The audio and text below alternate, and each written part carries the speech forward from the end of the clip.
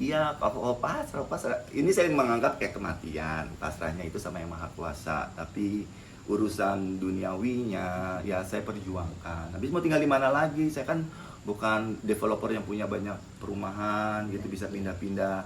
Orang ini tempat tinggal dari tahun 2003 di sini tuh tempat tinggal anak-anak semua, keponakan juga ada, makanya nyambung adik saya di situ, ada abang saya, semua nyambung di situ. Total ada berapa rumah yang dihancurin, Bang? Ya alhamdulillah satu. Masih satu. Ini ya saya lagi situasinya sekarang, coba biar untuk mempersingkat situasi hari ini, closing hari ini belum closing ya gitu, belum closing soalnya. Jadi atas situasi ini memang dari pihak di atas lah yang membuka dulu untuk melakukan negosiasi, ya kan, bagaimana nih untuk tidak lanjut eksekusi, kan seperti itu. Sudah saat ini memang kami sedang melakukan ruang untuk negosiasi supaya eksekusi ini tidak dilanjutkan. Gitu. Meskipun kami meyakini 1000% bahwa ketika sedang ada gugatan di pengadilan, prosesnya ya harusnya ditangguhkan dulu.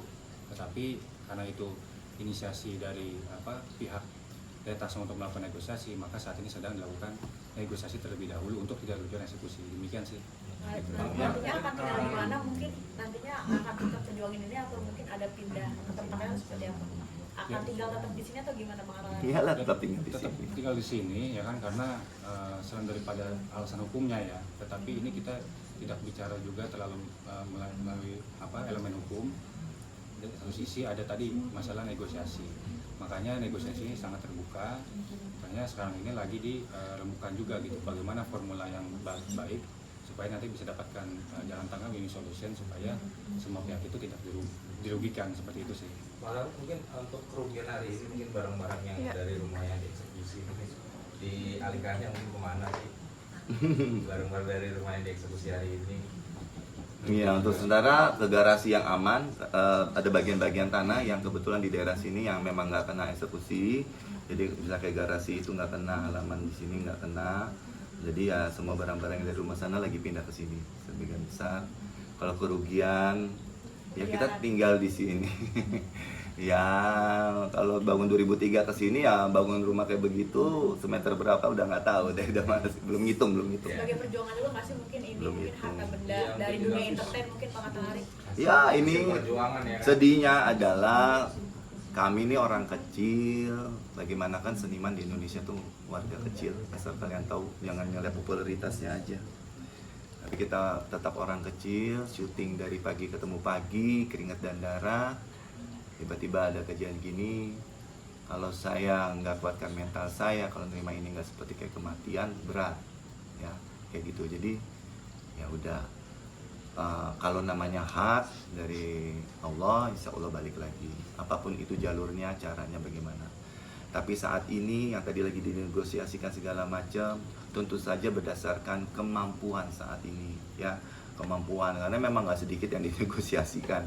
Jadi berdasarkan keberadaan saya saat ini, bagaimana, mana yang masuk. Jadi ya kuasa hukum saya, Mas Anja lagi berjuang untuk ke arah sana. Mungkin tadi awal-awal diduduk emosinya seperti apa sih Bang Atahari? Kaget nggak sih pas tiba-tiba datang semuanya? Gimana, aku paling nggak emosi ya. Suaranya gede, udah dari lahir suara gede. Kalau manfaatin suara gede karena tercengang-cengang aman. Tapi kita memang ya masuk kondisif ya dengan emosi keluarga abang saya sekeluarga, mereka semua termasuk kondusif untuk menahan emosi kita masing-masing. Kayak begitu ya. Ada keponakan saya yang merasa terzolimi ya, tapi kita nggak tahu siapa, perutnya, kata tadi pengakuan perutnya dipukul-pukul. Ya nanti jadi udah ada rekaman videonya, ada jejak digitalnya, jadi perut kebetulan ada kamera semua di situ. Jadi perut keponakan saya nggak tahu yang berseragam apa tuh ya, mana tuh. Iya ada 3 seragam soalnya, ada coklat, ada hijau, ada hitam, saya bingung ya, nggak tahu seragam saya itu pukul-pukul perut keponakan. Jadi sementara dia mau ditarik, mau diamankan, padahal tangannya lagi megang dinding supaya nggak jatuh, dia jadi pagar. Tangan yang satu dipegang sama saya di situ. Saya nggak tahu kalau dia perutnya dipukul-pukul. Ada saudara. Jadi dia yang mau ditarik, diamankan, gitu loh. Ya seperti itu. Sampai itu kejadian yang paling parah, korbannya 1 keponakan. Itu kronologinya pada saat Udah dia gede, lagi duduk nahan agar gak ada Iya, agar nggak emosi. masuk ke dalam rumah. Tapi akhirnya ya kita kedobrak semua.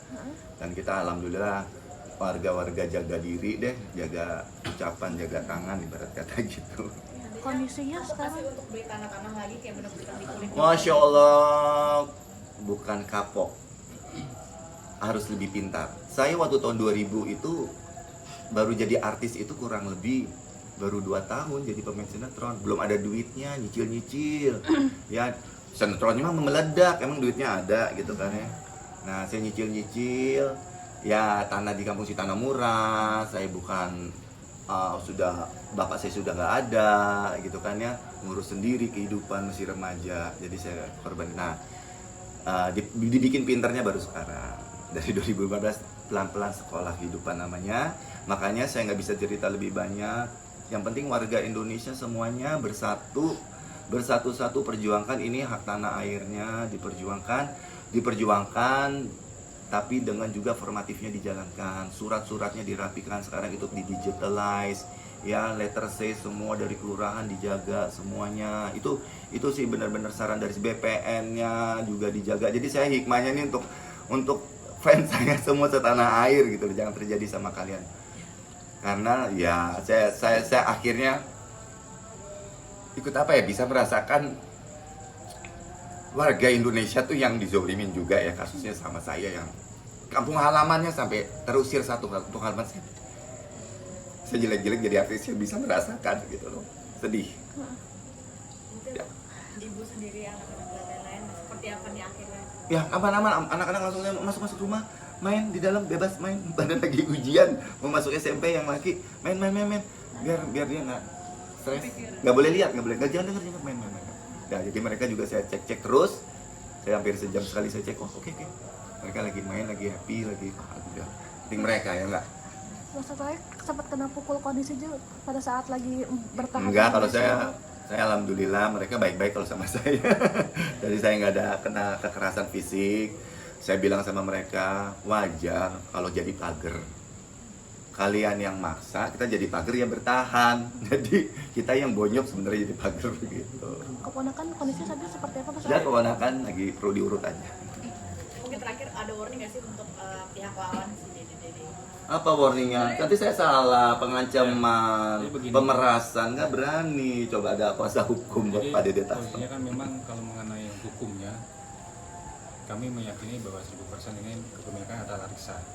Karena BPN sendiri juga mengakui kan seperti itu. Dalam proses persidangan ya, yang perkara nomor 297 tadi. Nah, kemudian karena posisinya ini sedang dalam tahap negosiasi dan itu inisiasi dari pihak Dede Tasno-nya, ya kan, maka kami pun terbuka mengenai adanya ruang negosiasi ini. Tapi bukan berarti kami mencoba mengikuti negosiasi yang ditawarkan dari pihak Dede Tasno, lalu kemudian dibilang kami ini tanah ini bukan punya Atta Larissa, tidak demikian seperti itu. Tetap kami meyakini bahwa kami ini beli secara sah dan hukum dan memberi tekad baik. Ya makanya kita tunggu aja nanti hasil negosiasi seperti apa gitu ya. Mohon doanya teman-teman semua supaya negosiasi ini bisa lebih bagus, hasilnya juga saling mengenakan kedua belah pihak gitu, tanpa ada merugikan satu sama lain. Gitu sih. Boleh disampaikan ya, ini kalau bisa off the record atau bisa ditayangkan untuk semua warga Indonesia, biar seorang yang punya kasus narapidana lagi ada di dalam tahanan itu bisa melakukan hal demikian secara hukum di Indonesia. Jadi warga harus tahu Dede Tasno itu siapa, ya. Jadi gimana keterangan Pak Sanja, benar Dede Tasno seorang apa? Iya, memang Dede Tasno ini saat ini memang sedang lagi dalam penahanan di rutan Bulukumba wilayah Makassar. Nah, dengan kasus yang berbeda ya, bukan kasus tanah ini, tapi dengan kasus yang lain. Seperti itu sih. Bisa diperiksa, tapi saya dapat gubernur seperti itu. Saya nggak tahu sistem ini, saya mempertanyakan sistem, ya. Untuk warga negara Indonesia, orang yang ada di dalam juga bisa dan mengkuasakan hukum segala macam. Jadi saya nggak pernah, kalau kita itu jual beli barang kan kita senang ya, tatap-tatapan ini mana Pak Dedenya, Pak Dedenya. Jadi saya nggak pernah tahu. Tidak pernah begitu. Dari proses pengadilan dari 2015 tidak tahu. Dari 2015 2015. tatap muka sama Pak Tahu Dede. tidak ada, dia tidak. Udah gitu aja sih. Banyak hal yang ditanyakan tapi yang apalagi Untuk Indonesia ya, untuk dipertanyakan. Pokoknya itu orang narapidana. Iya, Ini untuk Indonesia sistemnya apa bisa begitu. Mohon bapak-bapak, bapak presiden tercinta kita Pak Prabowo dan tim, apa bisa begitu. Saya warga bodoh mempertanyakan itu aja. Oke, Terima kasih.